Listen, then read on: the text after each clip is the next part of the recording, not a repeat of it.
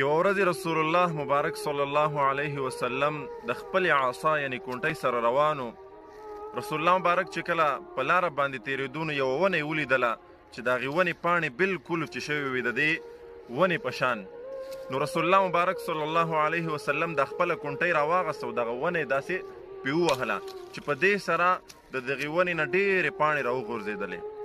نو انس بن مالک رضی الله عنه فرمایي چې رسول الله مبارک موږ ته وفرمایل چې کم مسلمان دا کلمات وی سبحان الله الحمدلله ولا اله الا الله والله اکبر، نو وی د دغه مسلمان نه به دغه ګناهونه داسې ورجېږي، داسې به ترې پرېوځي څنګه چې د دې ونې نه دغه وچې پاڼې وغورځېدلې.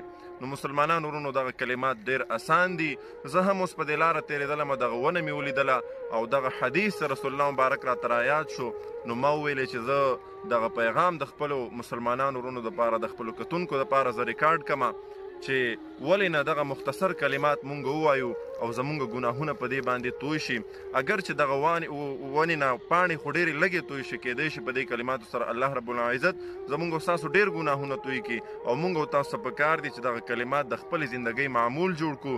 سحر ماښام په هر حالت کې مونږ دغه کلمات ووایو. کلمات ډېر اسان دي، سبحان الله الحمدلله ولا اله الا الله والله اکبر.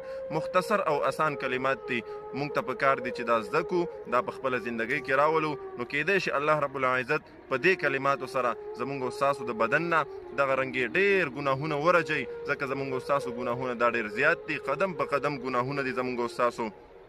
نو موږ او تاسو ته پکار دي چې دا کلمات زده کړو او وی وایو، او دا وینا د رسول الله مبارک صلی الله علیه وسلم ده. نو بیا پکار دی چې موږ په دې باندې عمل وکړو. د نورو دوستانو سره هم دغه پیغام ضرور شریک کړئ. السلام علیکم ورحمة الله وبرکاته.